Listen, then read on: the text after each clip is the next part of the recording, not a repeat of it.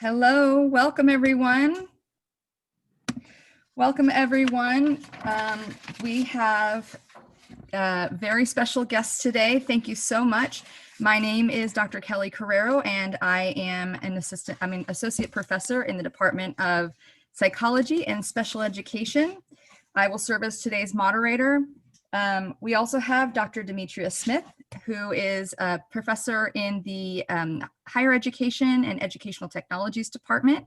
Dr. Smith will serve as my co-moderator, and she will be fielding questions in the chat box. So if you have questions for our panelists, please go ahead and put them in the chat box.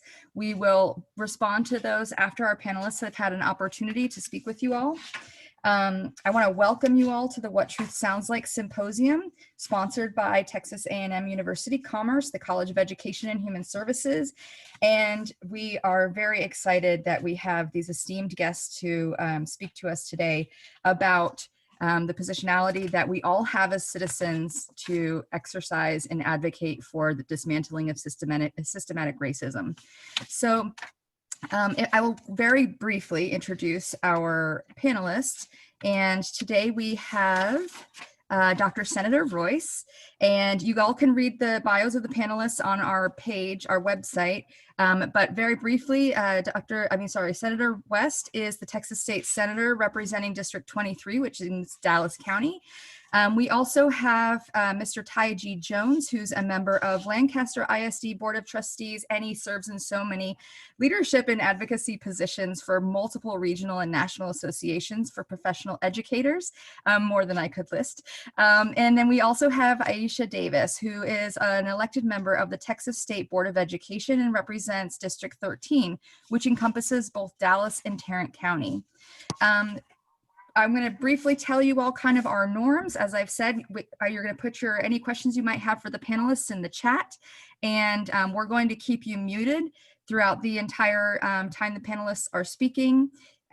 We are going to give each panelist about 18 to 20 minutes to speak with us about the advocacy role of citizens and organizations in moving the agenda to disrupt and dismantle systemic racism forward. And so without further ado, I'm going to go ahead and turn it over to Senator Royce West. Kelly, thank you very much, and it's a pleasure being here with you this morning. This is one of those days where I have Zoom calls back to back to back to back. I know that none of you are ever on Zoom calls throughout the entire day. I'm being facetious, of course, because it has now become, frankly, a way of life for all of us, specifically our business and, unfortunately, in many instances, our personal lives as we communicate with our loved ones. We live in 2020 is one of those years that none of us ever thought that we would ever see. And when you think about all the things that are going on in this country, in this world, and specifically in this country right now, you think about over 200,000 people have died because of lack of, frankly, leadership at the national level in terms of having a coherent policy as it relates to how we fight COVID in this country. And you do a comparative analysis as it relates to what other countries are doing, you see that obviously America is falling further and further behind, and we have more people per capita that are victims of COVID. You think about the issues concerning social unrest, social justice in this country that frankly manifested itself when we initially saw Ahmaud Arbery hunted down by vigilantes and then ultimately killed. And then we saw George Floyd. The whole world saw George Floyd, Breonna Taylor, just as yesterday. What happened in those particular incidents. And we are now seeing throughout the world, throughout this country, not only African Americans and Latinos, but everyone coming together and say, yes, Black Lives Matter. We've also seen I guess you could say, a diversion in terms of the message.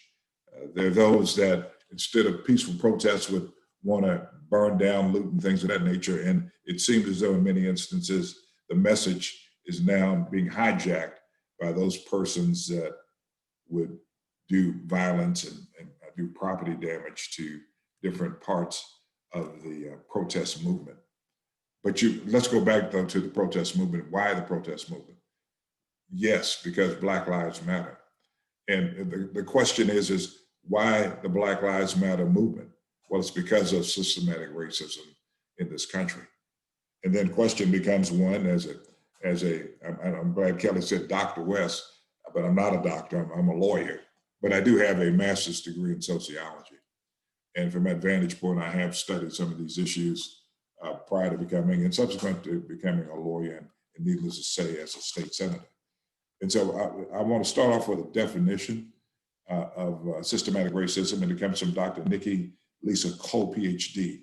And she defines systematic racism as both a theoretical concept and a reality. As a theory, it's premised on the research-supported claim, notice what I said, research-supported claim, that the United States was founded as a racist society. That's a fact. That racism is thus embedded in all social institutions, structures, and social relationships within our society. Let's examine that for a second before I go further with the definition.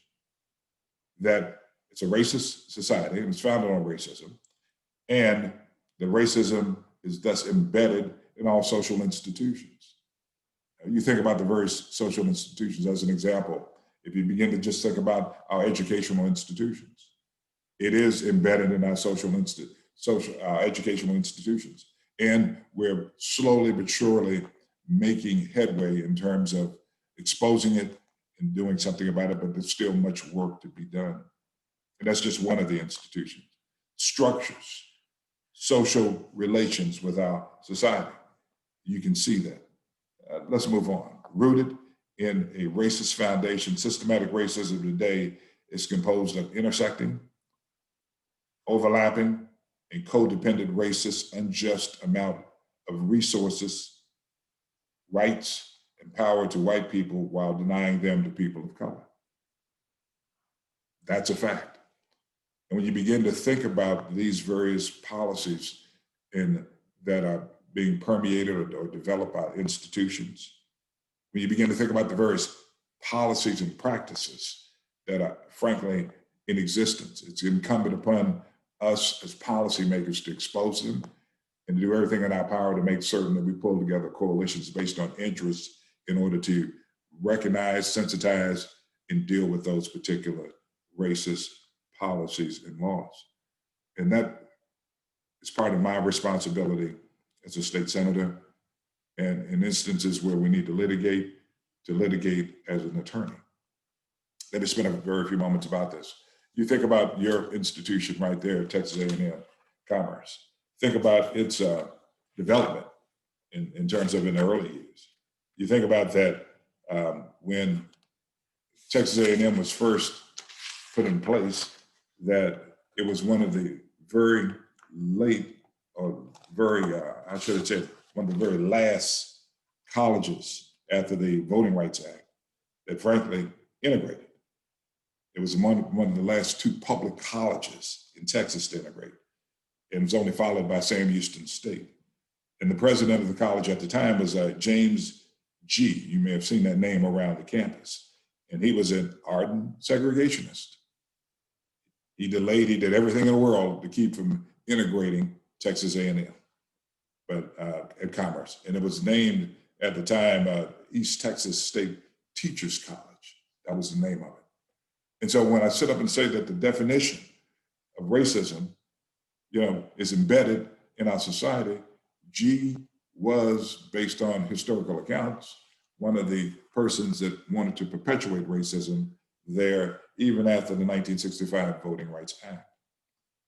You see the library and a lake was named after G right there on your campus. And that was because persons in power respected what he did as a leader of that institution. And then you go to 1967, just right there at Commerce. That's when John Carlos had a track scholarship, came to that institution, eventually left because of the track coach. And you know, the rest is history in terms of John Carlos.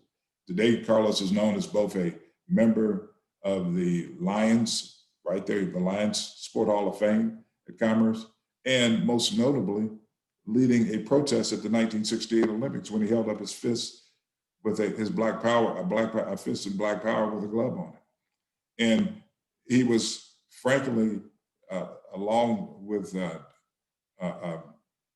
others, he was ridiculed by America, but ultimately ended up being a hero, showing that black power is in fact something that needs to be in existence here in this country.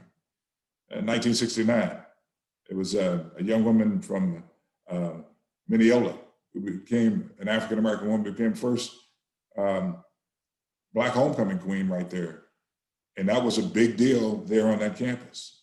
And so the point I'm making is that there are many instances where even there on that campus, there was issues of systematic racism from the very beginning of right after the Voting Rights Act that were being perpetuated by leaders on that campus. And the campus has started to do things that chip away at the notion of the institutional racism. I mean, naming the library after Velma Waters, who was the first African-American undergrad enrollee at the institution. Charles Garvin, the first African-American student to enroll in as a graduate student. I think a lake was named after him down there. So those types of things, but there's still work to be done. When you think about issues concerning Texas overall, I have fought over and will continue to fight for rights for students of color. Let me give you one example in the University of Texas. There was a young lady that attended the School of Business there, and she wanted to go to graduate school. She was an African-American. She is an African-American, was the commencement speaker for the college, but was not allowed to get into the graduate program there at UT. But she was able to get into Wharton College of Business. And you know what Wharton College of Business is, one of the most renowned colleges of business in the country. And on top of that, she was featured on the cover of US News and World Report, but she couldn't get into UT. And I had to make certain that on the Senate floor that I did a personal privilege speech. And frankly, this is what I did, Ty. I said, listen, UT, I'll trade you 2 linebackers, okay, for some scholarships in your various admissions of students and scholarships at UT in your School of Business and other colleges. There's work to be done. And hopefully we'll get time to talk about advocacy in terms of what you can do. I've got some great ideas in terms of how we've done it in the past and how we can use technology now to make certain that we deal with chipping away at institutional racism in our various institutions. Kelly, I know my time is up and there are others that need to speak. Hopefully we'll get a chance to answer questions. Thank you so much, Senator West. I really, really appreciate that. And I also appreciate you representing all of us on the Senate floor. Yes, everyone, please put your questions in the chat, and we are going to quickly go ahead and move over to Mr. Taiji Jones. Good morning. And again, thank you for this opportunity to share the stage with Senator Royce West and State Board of Education Representative Aisha Davis. I do serve on the Lancaster ISD School Board, and as you mentioned, a host of other organizations throughout the state and nationally. This conversation that we're having now is one that I've had the opportunity to participate in over the last couple of weeks in various conferences.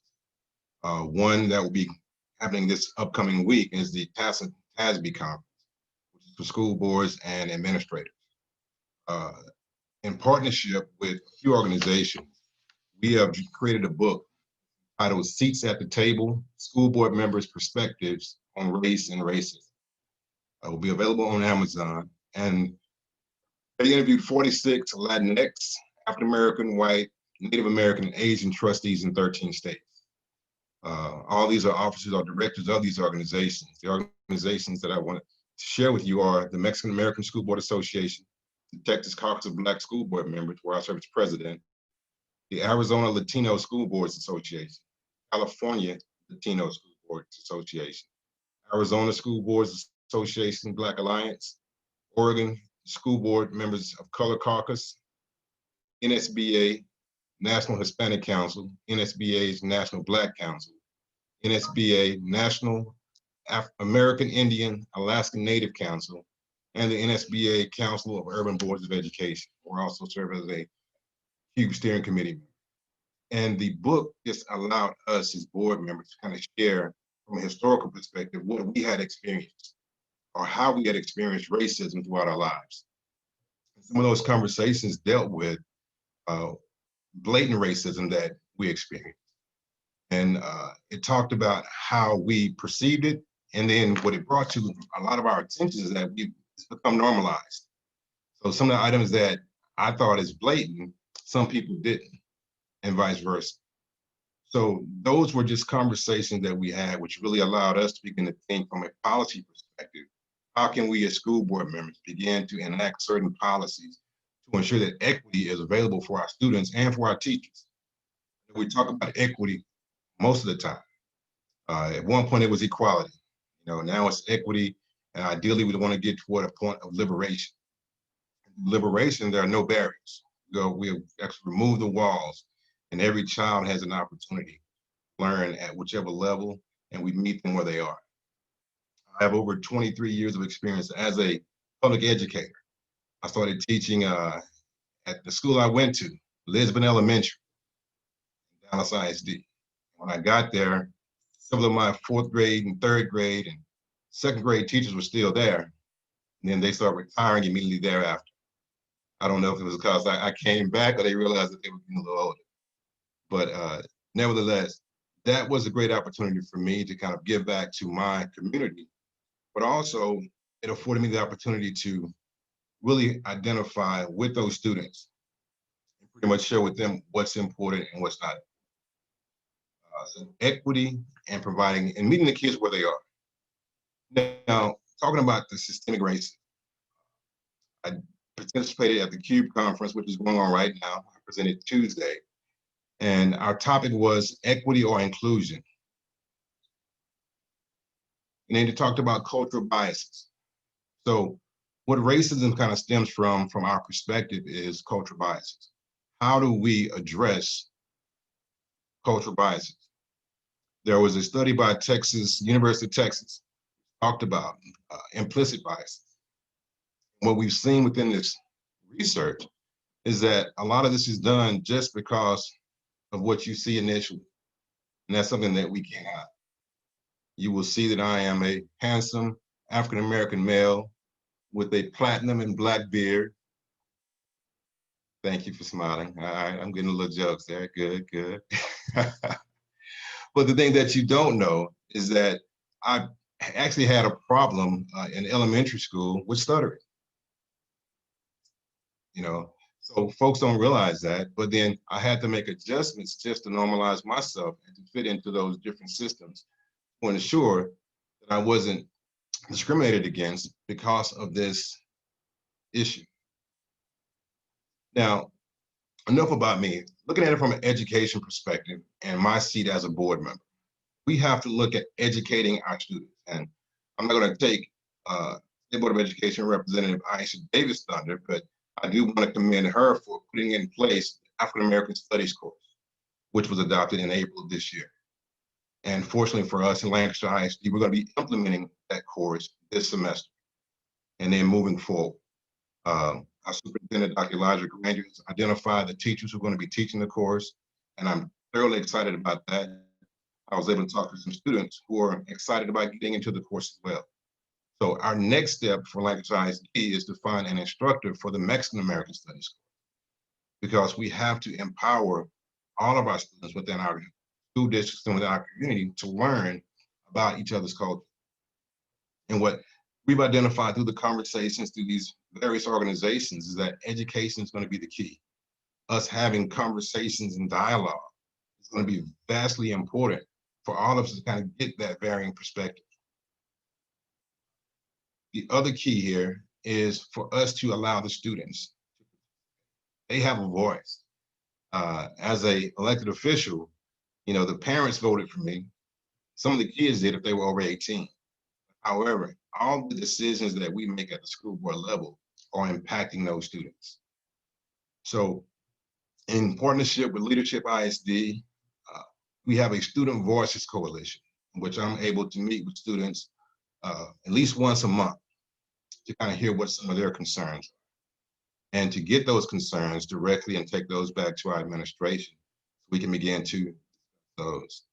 And some of the topics that come up are about race, are about equity, are about certain biases that they see, which I would have never known about if I hadn't spoken with them. Also learning about what are the initiatives that they think will be best for them to learn and to improve their situations. So, there are 13 states in the US who afford for students to be a part of a school board.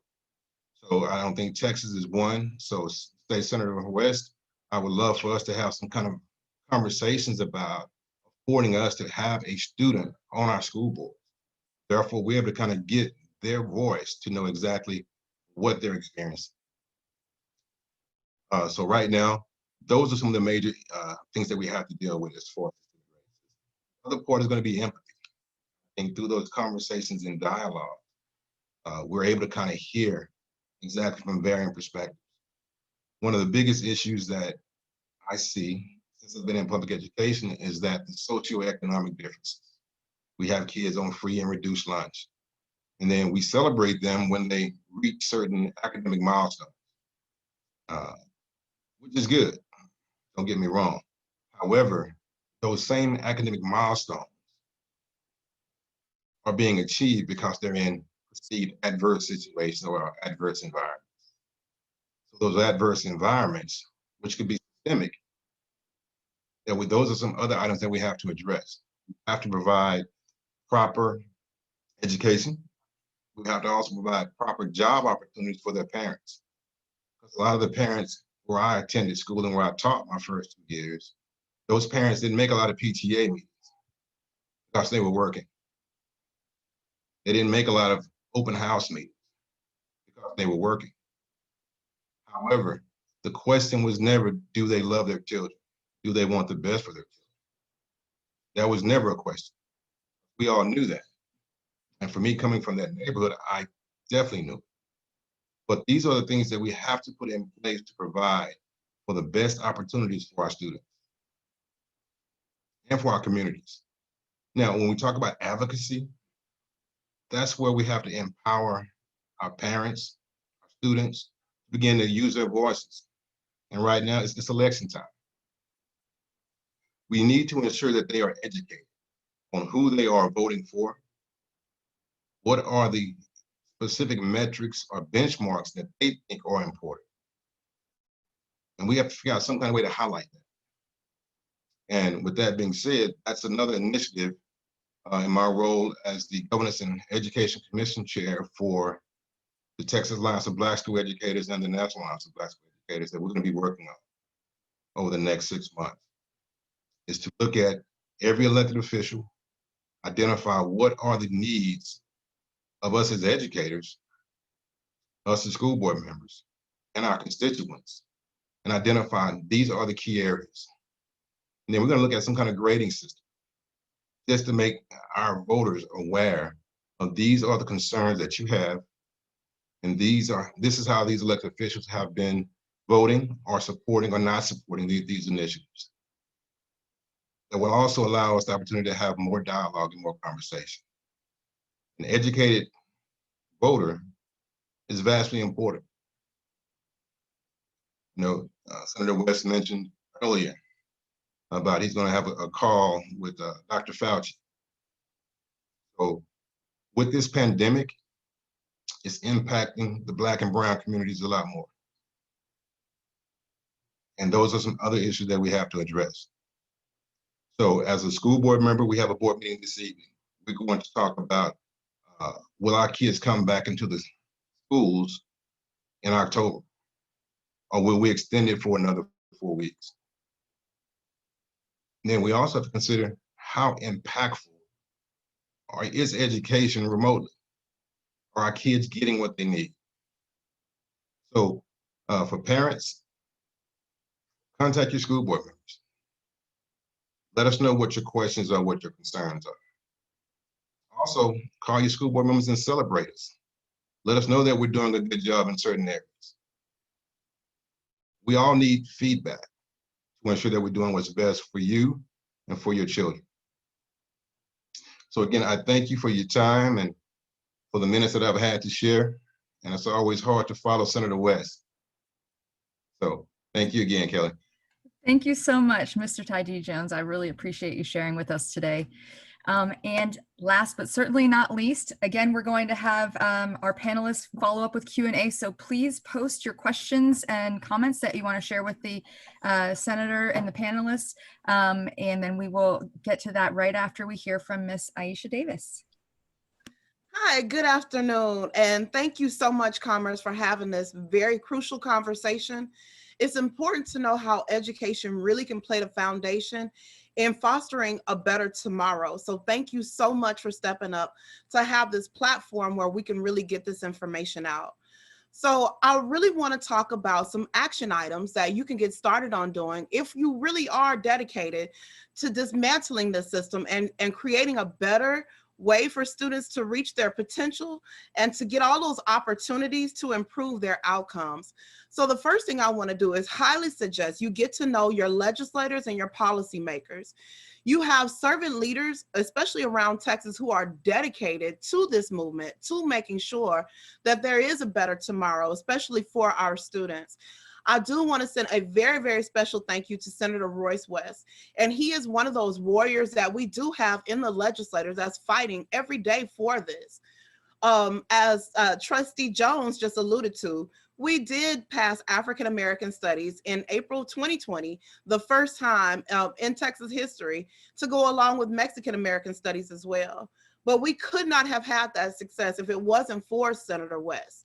And even though that adoption did go through the State Board of Education, it was his advocacy that helped move that forward to make sure that that process did actually happen.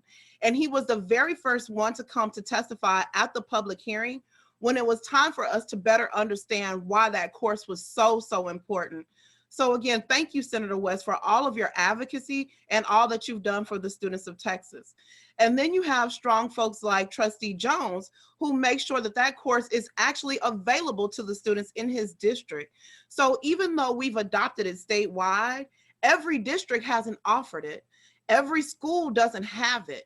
But Lancaster ISD wanted to make sure that that information and that course was available to their students. So you have two people here who are doing all they can to make sure that we do have better opportunities for students. We have to make sure that we're reaching out and giving our support however we can. So that's what I really want to start off with, because that's extremely important that we do. So again, here's some action items that we all can do to make sure that we have a better education system for our students, especially in Texas public schools. Now, I know some of you guys are not in Texas, but a lot of these state policies work the same way. So reach out to your state boards to make sure, but a lot of these policies or these priorities that I'll discuss, they'll be able to be applied all across the country. So first of all, join curriculum committees. Each time a course comes up for revision, which only happens around once a decade, your state education agency will form curriculum committees. And this is an opportunity for educators and community members to have input in what should be included in that course. So the information that our students need to be sure they'll be prepared for college and career. Now, as they are building up this information and determining what our students need to know, it's important that they're learning about all different types of representation. So we need community members to make sure that students are learning about diverse figures and their innovations as they're getting all of this content knowledge. A perfect example is science that we have here in Texas. We're undergoing a science adoption right now that will have a final vote in November. As of right now, students in Texas are not required to learn about a single Black scientist the entire time they're in high school.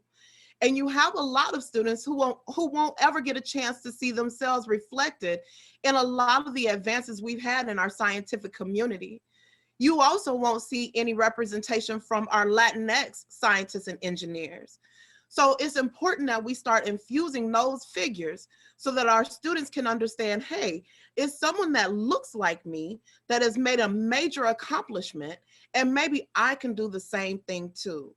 So joining those curriculum committees and coming in with that rich information about diversity is one of the key ways that we can make sure every student in Texas public schools has a chance to learn about all of these different folks that have contributed to our society.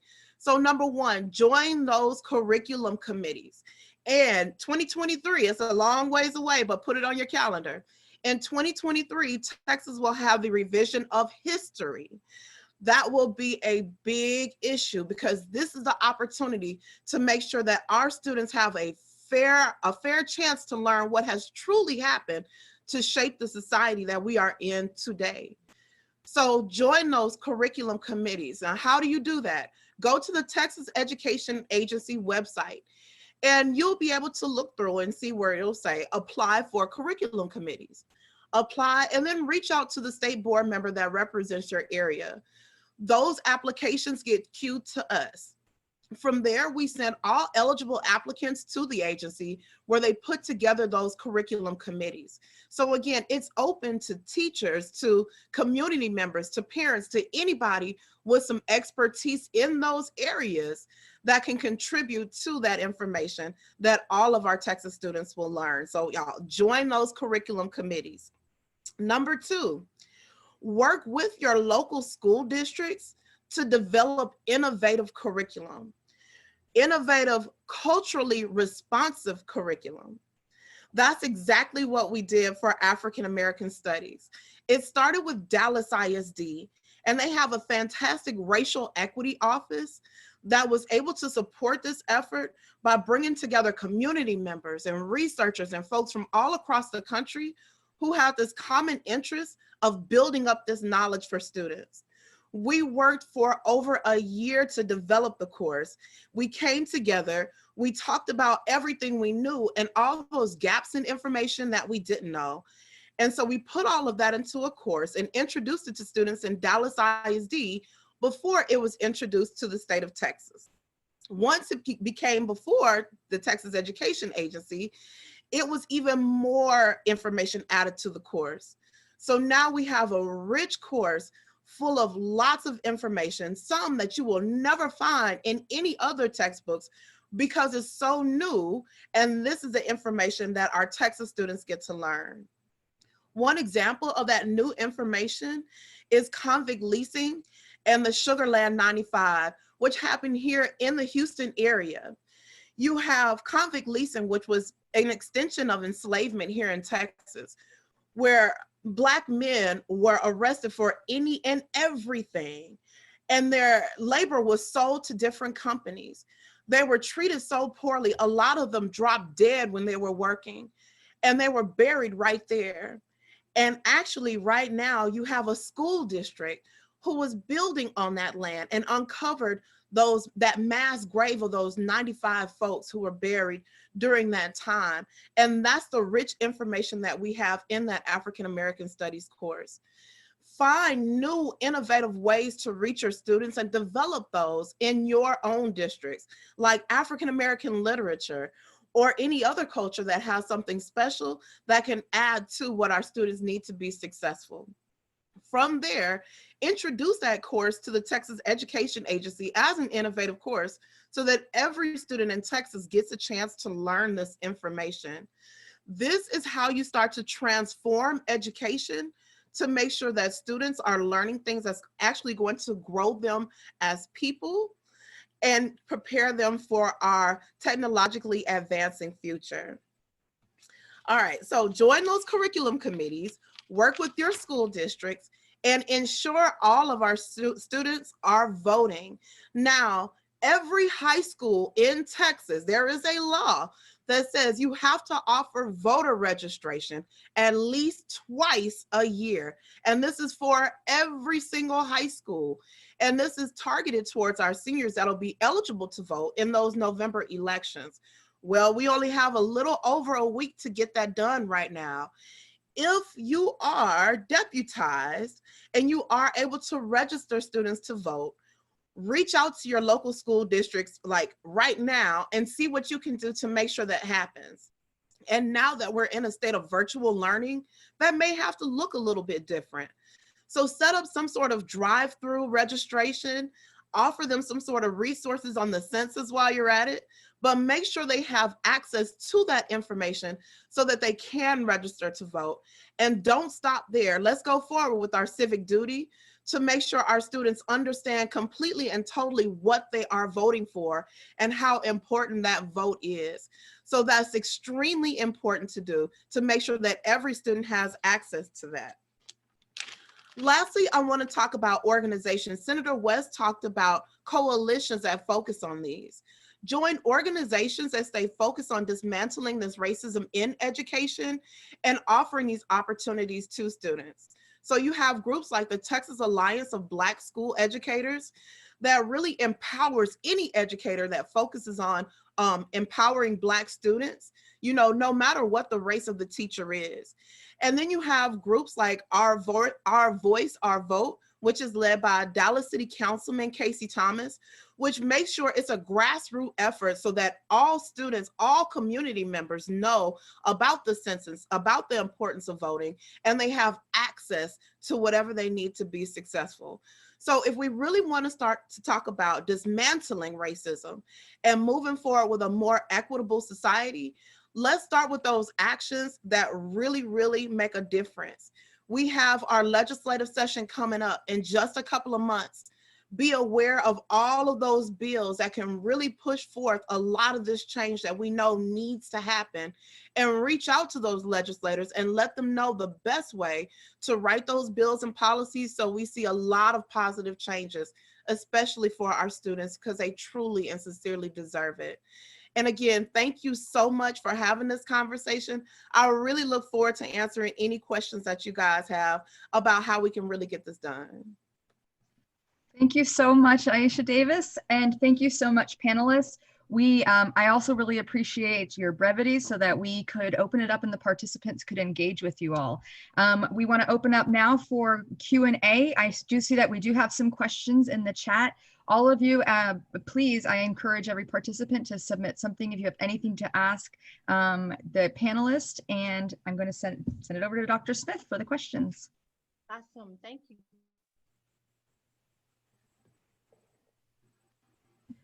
Dr. Smith?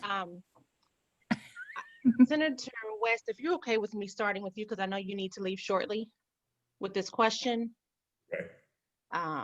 Okay, the question is, I am very concerned about the push from the current administration to establish a patriotic curriculum and how that can impact decisions made at our state level regarding an already whitewashed curriculum. Do you think this is something we need to be prepared to see come up in the 2021 Texas legislative session? Answer to the question is yes. And before I answer the question, let me give kudos to Trustee Davis for taking a leadership role in making certain that we put in place that African American Studies program. Thank you very much for all the things that you did in terms of bringing people together to come down and testify. And when we begin to think about the quote unquote, the patriotic curriculum, it would be done through the Texas State Board of Education. And so we've got to make certain we remain vigilant as it relates to quote unquote, what a curriculum looks like. And so for all of the persons that are on here today that are educational leaders, to the extent that you have ideas in terms of legislation, you should make certain that you float those ideas to me or your state representative. Luana Barton, my chief of staff, is on here today, and she's my education person. So if you have ideas about education or other areas, we'll make certain we'll take those and look at them and vet them. This patriotic curriculum that Trump is talking about. Hopefully the virus, listen to me very closely. And I'm a Democrat, Casey, as you well know. Hopefully the virus will go away on election day. Okay? It will fly away. It'll disappear on election day. And so, but we still have to make certain we remain vigilant in terms of these types of ideas. We've got to be respectful of persons having different ideas than we have, but we've got to also make certain that we look at those ideas, vet them to make a determination as to whether or not they're in the best interest of all of our country, not just a certain sector. Thank you, Senator. Did either of our other two panelists want to respond to that question? I do have just a little something to add. Even though he is trying that, there is a bill in Congress right now called the Black History is American History Act that was introduced by Congresswoman Marsha Fudge. And she was inspired by the things that we were able to do with African American studies here in Texas. And so it kind of rolls out to make sure that we have a little bit of African American history in every single history course offered in public schools. So while you have an act that he hopes to get out there, you do have one that actually is out there that supports diversity in history. So as long as we make sure that we are really advocating for that act and making sure that we have good folks in Congress who won't allow that to happen, then we definitely have a strong chance in making sure that our students won't have the negative effect of being forced to learn any false rhetoric that would appease certain people. And again, I will be on the State Board of Education within the next 2 years. And so that will come before me. And I can guarantee you that you do have some warriors on that board with me who are willing to fight that tooth and nail to make sure that our students are focused on learning truth more than anything else. And let me just interject this too. Trustee Davis has done a great job in terms of putting together a coalition. We have some people on the board that obviously have a different ideology than she has, but hopefully I venture to say that she's been able to put together a coalition to make certain people are listening to her perspective on issues, and in many instances have been going along with her as it relates to her position and how it relates to policy and actions taken by the board. So we're doing it. You got to put together that coalition based on interest. You give some and you get some, and that's just how it is. And if I could add just a little bit, as it relates to the curriculum, I know 4th grade and 7th grade is normally Texas history. That's when that's taught. U.S. history is 5th and 8th, and then world is 6th, 6th and up. So from there, I think it's important for us at the board level to ensure that our curriculum meets the needs of our students. I know the African American Studies course is a high school-based course. I've been talking to our superintendent, Dr. Elijah Granger, to kind of see if we can modify that curriculum, bring it down to our elementary level. So I'm part of another group in which the kindergarten, he said that their kindergarten students would love to learn about this information at a young age. We can begin to modify those curriculums to bring in high school coursework down to the elementary level. I think that's going to be ideal as well. And as far as the current history is what we've been taught, and that is the patriotic curriculum, is what I would say. I can't see it getting any more patriotic than what I've been introduced to as a teacher and also as a student.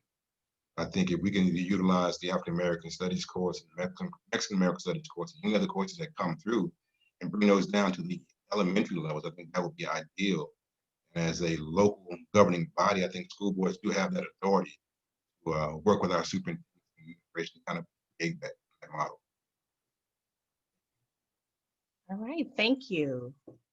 And we have another question for Senator West. So you mentioned strategies for advocacy. If you could share a few from your perspective, can you share a few from your perspective that will be most impactful?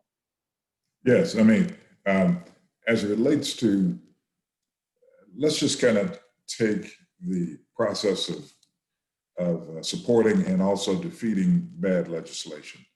And they're one and the same. we've got to make certain that we do our homework.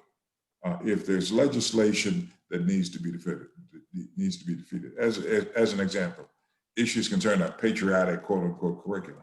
Well, what in the hell is that? Okay, we need to make certain that some of the academicians that we have at our disposal can kind of take a look at what they're talking about, and to the extent that we can work with them to make certain that the definition of a quote unquote patriotic curriculum is representative of what we want to have in there: African Americans, Latino women, et cetera, et cetera.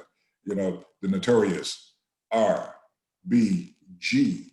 Okay, then all right, then let's take that curriculum and put it together to make certain that we have input into that decision-making process, and then we're able to work together with them in order to pass it. Okay, to the extent that they're unwilling to do that, then we have to do the following. We need to make certain that when that type of legislation or the state school board in this state or any other state takes it up, that we have persons that are there testifying against it, that we have for persons that cannot be there, that we're having them email, call the respective person's offices to let them know their disdain against the particular legislation.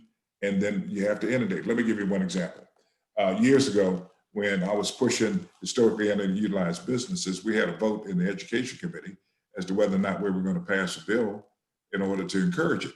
One of the senators, probably the deciding senator, said, well, Senator, I don't know about this legislation. Let me think about it for a while. I said, well, Senator, you go ahead and think about it for a while.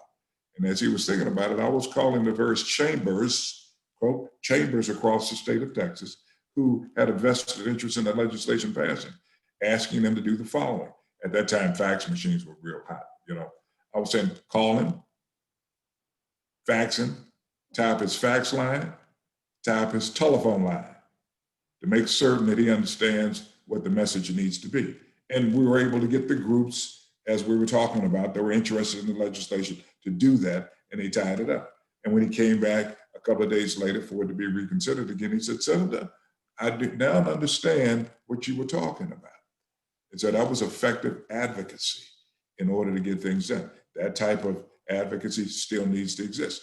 Fax lines are obviously obsolete, but there are other means of communications that they'll be able to get into these legislators' offices in order to get their attention. And I can assure you, if we inundate their telephones and social media, then they will get the message and will be more sensitive to the issue. Thank you, Senator West. And we're actually getting close to the time where you will have to leave us. And so before we move on to more questions, we'll go ahead and say a big thank you to you for joining us. Thank you. We appreciate you taking the time to share your wisdom with us, and I'm sure it will be impactful for the participants. Dr. Thank Smith, you. Dr. And Smith, let us know if there's anything we can do for you. it's very important, you know, and Lawana Barton, who's on the line with me, will tell you that we need your ideas. You need to think about legislation that we can propose in order to be more impactful in this area, to dismantle systematic racism and encourage excellence for all students while making certain that diversity is in fact appreciated. So we need your ideas. We need your participation. So thank each and every one of you, and I look forward to working with you in the future. Take care. Awesome. Thank you.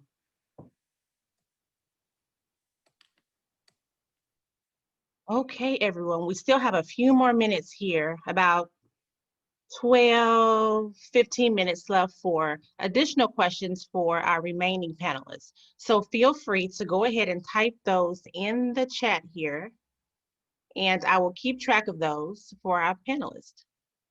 And don't everyone include a question at one time, but go ahead and take a few minutes to kind of think any questions that you would like to ask.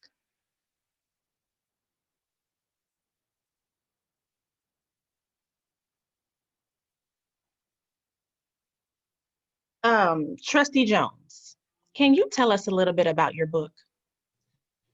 Yes, the book is a collaboration with those organizations in which it was pioneered by Jamie Mathias, a school board member down in Austin, and the executive director of MOSPA.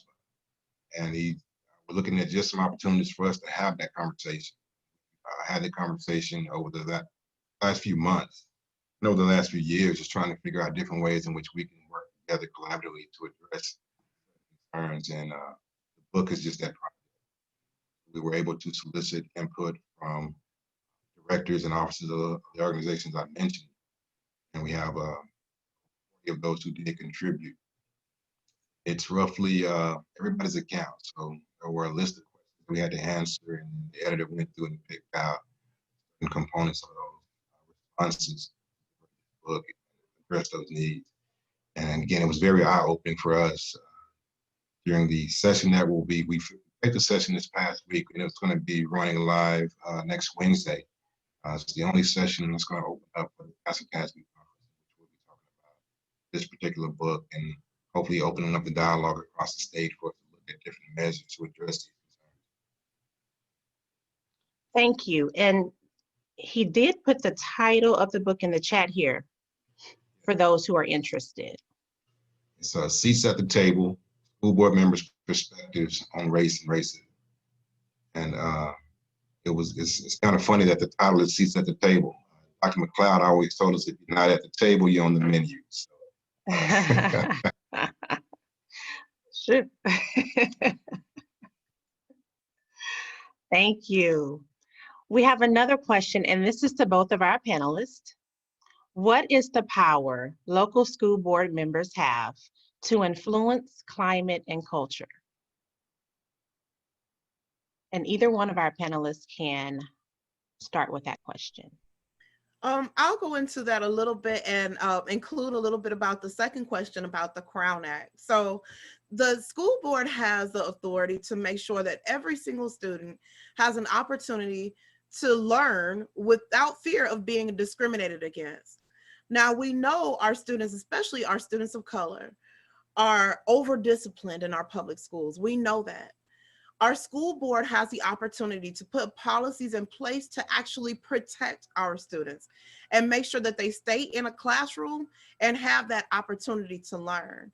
So you have some school districts who find policies about hair to be a priority, and they're willing to suspend students based on the length of their hair, just if they don't find it to be what they call acceptable. Whereas you have some school districts who encourage students to become an individual and know themselves and be proud of who they are and their cultural background. And if that includes long dreadlocks, then that's what it is. So the Crown Act is actually a bill that will be introduced during the next legislative session here in Texas, which protects students' natural hair. And it may sound familiar because it's actually being introduced to states all around the country. But the difference here in Texas is it's focused on protecting those in the workplace and in the school district. So it's going to have to look a little bit different from what it's always looked like when it's been adopted in other states. And another difference is it's only been adopted in states that have been very liberal. This will be the first time coming to a very conservative state and trying to pass a bill that is so dynamic, especially for people of color. So there's a couple of things that we can do to support the movement of that bill. First of all, like I said, it will be introduced during this legislative session.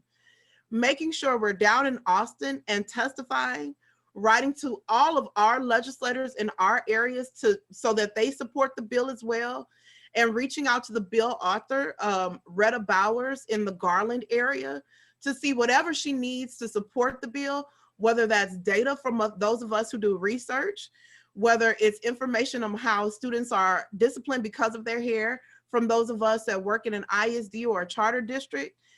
Any of that information will play a key role in helping this bill move forward. And again, this is to protect our students, but not just students of color, all students.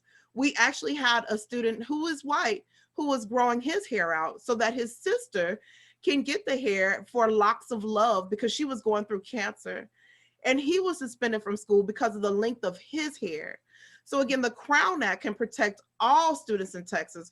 We just have to make sure that we do whatever we can to push our legislators to pass that through. And once it gets to the governor's desk, we have to make sure that he signs it. Thank Yeah. you. Great responses, Aisha Davis. I think the important part for school boards impacting the culture and the climate of their district are to be involved, to be visible. It's one thing to be elected, and it's also important to be out within your community, listening to what your constituents are saying. That means really listening to what the students are saying. Once we identify what those concerns are, then we can begin to make it. I can say I worked in Lancaster ISD as a math coordinator in 2006 through 2009. At that point, Lancaster probably wasn't the shining star that it is now as it relates to academic progress for our students. When I joined the board, we had a new superintendent. Things began to change. We became the first K-12 STEM district in the state of Texas. Or in 2014, which is street legal. Then repurposed an airplane in 2017, which is now doing humanitarian efforts in South America.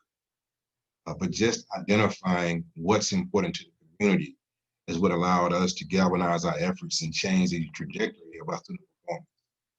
Listening, getting input, and then doing the work, which is identified through the framework for school board. And right now, those are, we have to have a vision, we have to have a structure, accountability, advocacy, and unity done through the school board and leadership team. So us working collectively as a team of 8 is what has afforded us the opportunity to move our district, and that's what other districts can do as well. We have to be more cognizant and being active and getting out into our communities and listening, getting those inputs from our students, primarily the parents, other stakeholders. All right, thank you. We have more questions here in the chat, and this is for both panelists as well. What age or grade is the African American Studies offered?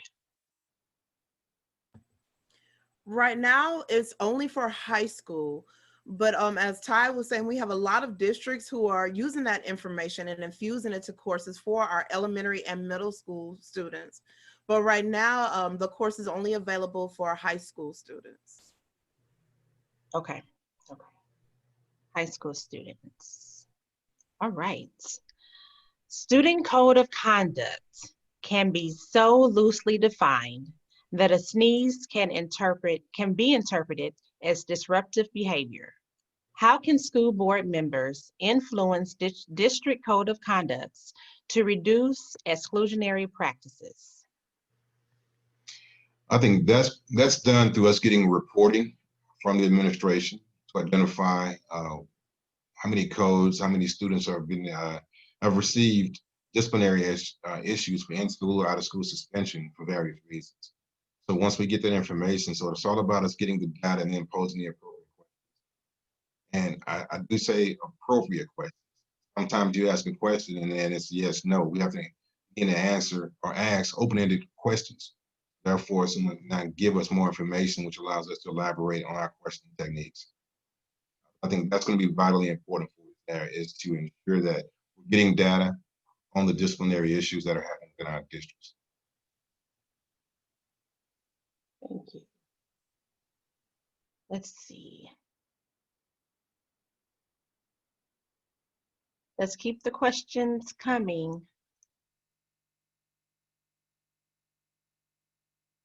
All right. Will testifying or speaking at board meetings really make a difference? I want to start with answering that. Absolutely, absolutely. It makes all of the difference. I will say, when we were going through the adoption for African American Studies, the very first day that we had our public hearing, we had about 6 or 7 hours of testimony from community members, educators, and students who really, really encouraged us to move forward with that adoption. Again, it was a busload of students that came from Dallas ISD who are currently enrolled in the course. And they talked about all the rich information they learned, how they were able to apply that in other courses that we're taking, and how they knew that they needed that information to be successful adults who were ready to fight for a better community for those behind them. So it's definitely important to testify again, and definitely let those legislators know the current research behind some of those policies that are coming up, and how some of our communities could be negatively affected if they move forward with bills and policies the way they are written. Remember, a lot of our most of our legislators are not educators, have never been educators, or have never been researchers. So your professional expertise is very, very needed. Whenever we make decisions on the State Board of Education, we don't automatically get someone from a university to reach out to us to let us know what college readiness should be about. We don't automatically have someone from different industries to let us know what career readiness should be about. It takes people testifying to give us that information for us to be able to make good decisions with it.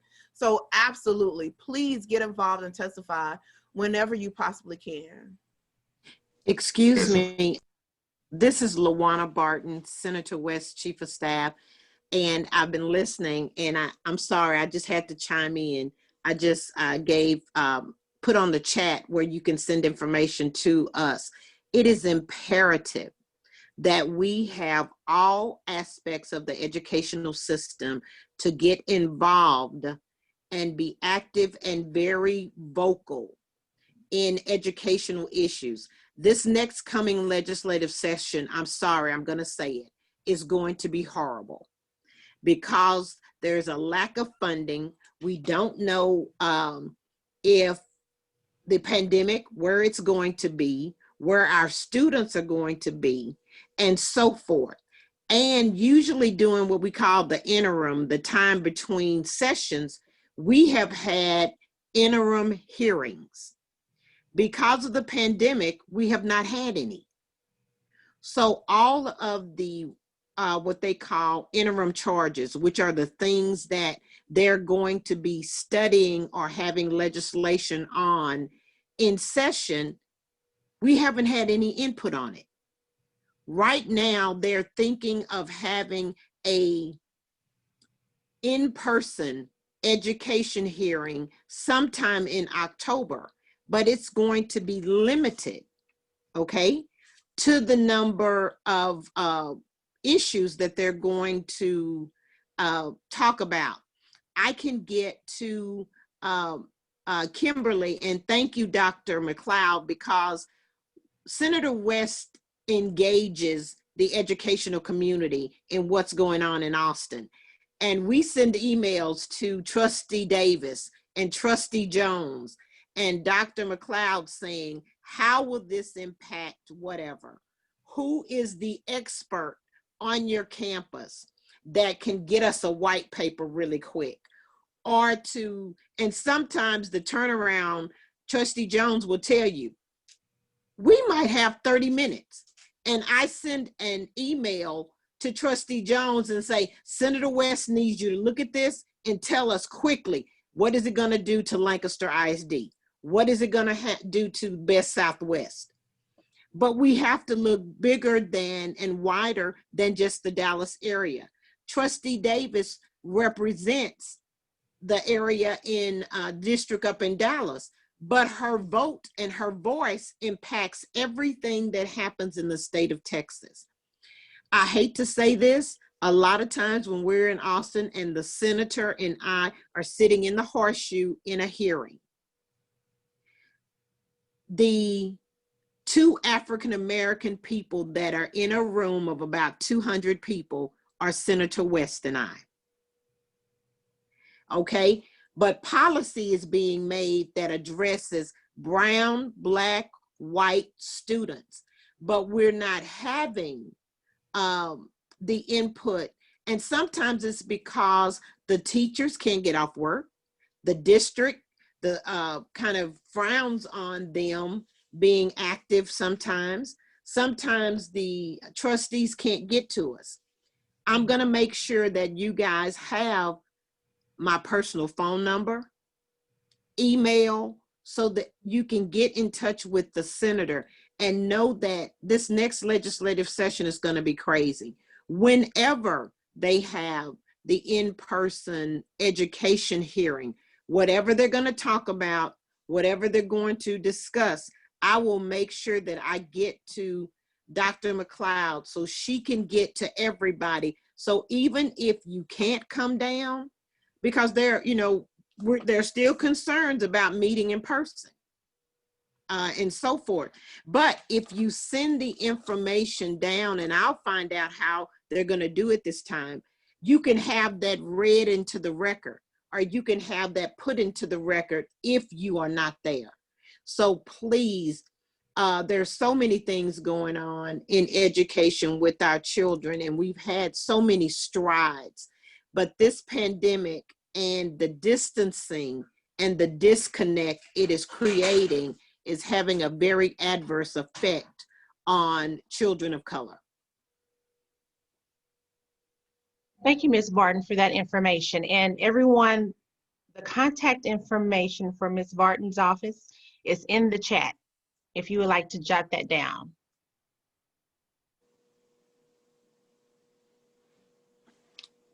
Oh, well, yeah, we have some. Okay. Can you speak about educational policies as they relate to misidentification of Black children for special education services? What is Texas doing about disappropriated representation in high incidence disabilities? Wait, what is Texas doing about, yes, disproportionate representation in high incident disabilities? I can speak from a local perspective.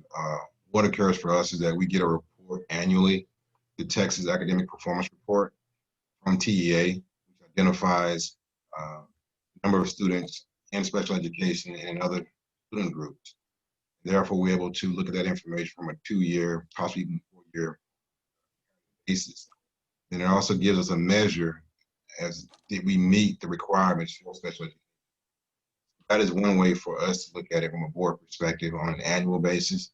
Also, we implemented a few years back a quarterly report on which the superintendent would come out every quarter, give an update to the community on our goals.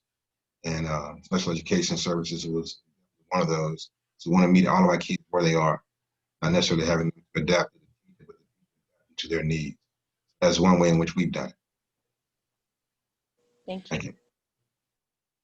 On this is Luana again. On the state level, there have been some issues with the way that special education students have been diagnosed, the committees that are associated with them to ensure their academic success. And the state of Texas and TEA did get in trouble for the way that they were doing and handling special education students. I'm putting it all out there. And the way that they were asking for information, it was actually causing campuses and school districts to not identify as many students as should have been identified with special education who needed services and needs. That issue with TEA was rectified. And now school districts are not, as the kids say, dinged for that. So therefore, more children should be able to get more education. That has been kind of a little issue with the distancing and the online learning, because in so many of the special education students, they require more than just instruction.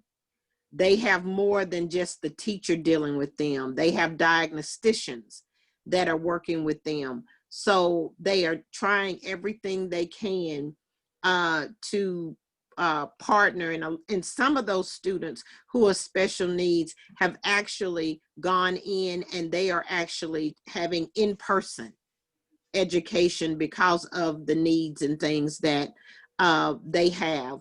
There are trackings, the PEAMS report that TEA gets from the school districts tells them in each class, where are special education students? Are they mainstreamed? Are they pull out? It tells how many students at the school level, at the district level. And when you see disproportionate numbers of especially African-American male students being put in special education, it flags. And so those types of things have been put in place because educators brought it to the attention, because academicians brought it to the attention. So is it working 100%? No. Do they still have issues? Yes. If anybody is on this call that's dealing with that realm of student, and you know of some things that are going on, or some issues, or some suggestions that we can make for possible legislation, please tell us now, where we can do the research and then be able to file pre-file bills. So that's what's going on at the state level. Thank you, Ms. Barton. All right, we have another question. Some parent and community groups are raising thousands for some campuses, yet campuses that historically serve students coming from diverse backgrounds don't benefit from that type of additional income. How can leaders promote equity on campuses so all children can have access to resources, from library resources to playgrounds to water fountains? Yeah, that is a challenge because of the PTAs and those groups within certain communities. I think I spoke about that earlier with limited equity. If the parents are contributing, or if that community has the ability to provide additional services or time to those campuses, that's just something that district more so cannot subsidize. Now, from a district budget, we have afforded to ensure that we are equitably funding each one of our campuses for needs relative to those students and to the teachers. But as far as other groups looking to participate, we do have an education foundation, which people can contribute there, which will allow us to provide equitable resources to those campuses. But if one campus has a very active PTA and another one doesn't, that does pose a challenge for those kids getting opportunities.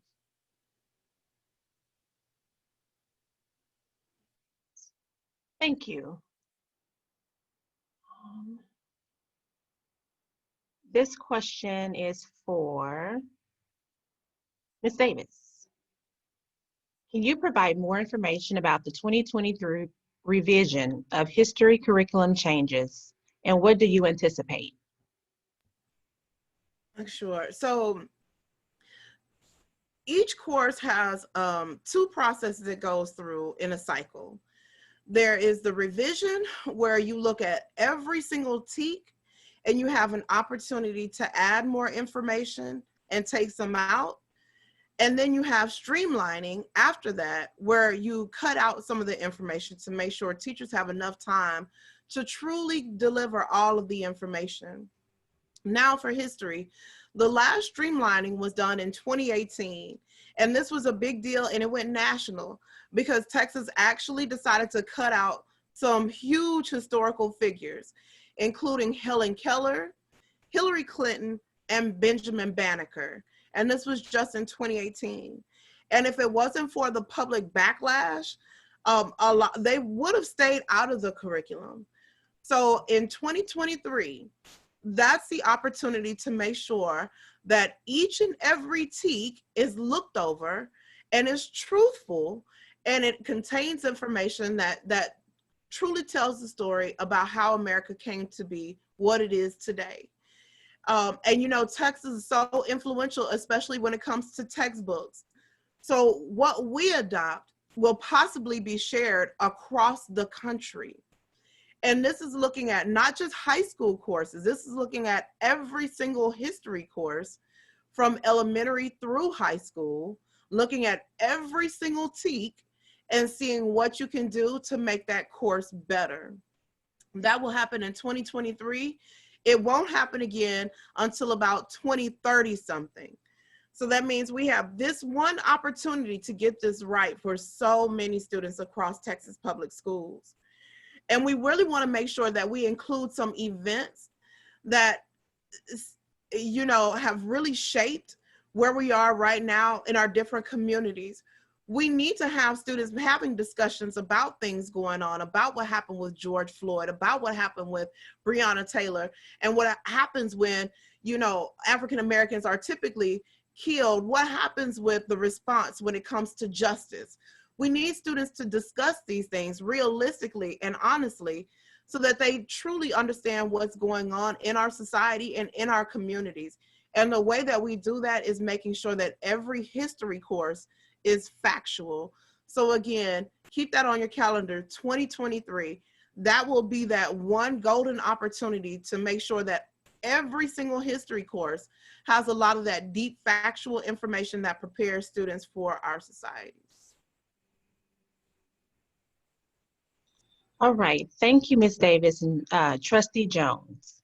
And I really hate to do this, but we are at time. And we want to make sure that we allow the participants enough time to get back over to platform Q.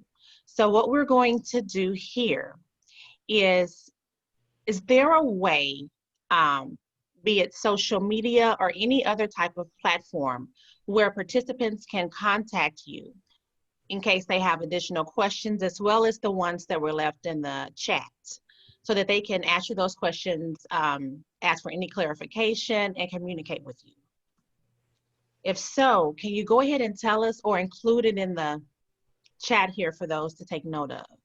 Sure, I just put my email in the chat. Please feel free to reach out to me if you want any additional information on being on those curriculum committees or whatever it is, testifying before the state board. Please reach out, but my information is in the chat box. Awesome, thank you. I have just included mine as well. Twitter is at Ty G Jones. Facebook is the same. And you can reach me at tygjones.com. Perfect, there it is. Okay. And we'll leave those there so the participants can take notes. And a big thank you to the both of you. We are so excited that you guys were able to join us and share your wisdom and enlighten us on information that will be useful as community members. Are there any last remarks that you would like to share with the panelists before we have to end? I do. I just want to share one, and thank you to Ms. Barton for hopping on. I don't think we show enough appreciation to those folks who are working so hard behind the scenes. She's probably one of the hardest working people in Austin during session, even when session isn't going on. So thank you for all you do, Ms. Barton. And again, y'all reach out to her and reach out to Senator West. They are very open to what the community needs and what the community knows. So she was genuine in everything she said. So please reach out to her, reach out to me, whatever we can do to make a better tomorrow for our students, please. That's what we really are focused on getting done. Absolutely. Yes, I also like to thank Texas A&M Commerce for this opportunity to share the stage or the virtual stage with the Honorable Aisha Davis and Senator West. This was definitely a great opportunity for us to share. As I mentioned earlier, I'm on several different boards. If you wish to advocate in any of those capacities at the national or at the state level, please contact me at the contact information. We have some virtual conferences coming up. We would love to have your voice and your participation to help us leverage those and make sure that we're doing what's best for all students. And of course, within our respective areas, but also national. And thank you for this opportunity. Okay, and this is Luana again. I'd like to speak on Senator West's behalf that had to hop off. As I said, it's going to be a very tough session, and we are going to need your expertise because so many things happen. And if we don't have the statistics and the support and to beef it up, they knock it down. And so we also have to be able to make it not a local, but a statewide issue, and to actually get everybody involved. So we will be contacting you, Dr. Smith and Dr. McLeod, to get maybe a log from the School of Education on what your professors are and their expertise, because we might be able to get some of your students to do some research for us on some things that are going on. Like I said, we don't know about visitations and all that, but as soon as that is locked down, I'll let you know. However, we can get you to be involved and be visible and vocal, it would be so helpful. And thank you for the invitation to Senator West. And he loves working with everybody. And he and Trustee Jones and Davis are often joined at the hip. Awesome, thank you. All right, everybody. I'm trusting that everyone knows how to get back over to platform Q. Am I right about that? Yes, everyone should have been sent an email and you'll just simply click on it. I'm actually on it on another screen right now and just waiting for it to let us in. I'm just so grateful for this opportunity and really so thankful for Dean McLeod, who's our new Dean of the College of Education and Human Services, and that she brought this together and gave our community a real actionable opportunity to respond to all the pain and confusion that so many of us are experiencing with all of the just blatant racism that we've had to all face. So I'm just really grateful to Dean McLeod and our panelists, and thank you for representing us. We really do appreciate your work. Dr. Oh, there's Dean Carrero, I McLeod. just want to say one thing in closing, and that is, first of all, you and Demetria, thank you for representing our college well. Thank you, Aisha, Ty G. Jones, say it loud, LaWanna Barton for bringing in Senator West. But I just want, in case our faculty and those that are listening don't know, this panel I think is very near and dear. All of them are of value and relevance, but this one particularly because it guides how we practice and what we do. And I'm so happy to announce that Miss Aisha Davis is now an employee at Texas A&M University Commerce. She's an instructor and she's managing some of our special initiatives and projects. I don't know of a student who would not fight to get in the classroom and learn from her. So she will be teaching with us, and I like that, Kelly. She said, great hire. I agree.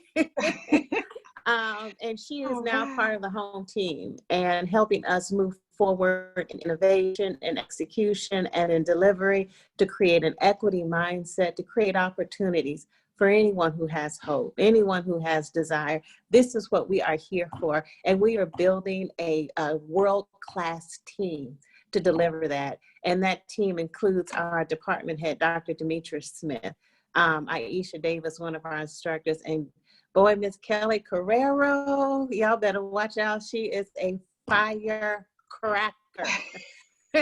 Don't let the sweet smile fool you. But anyway, thank you all. And I didn't mean to take over, but the link should have been emailed as Kelly shared. And if you can't find it, you should be able to go to the website, tamuc.edu/truth, and there's a shortcut there as well. And thank you so much, everyone. Thank you, thank you.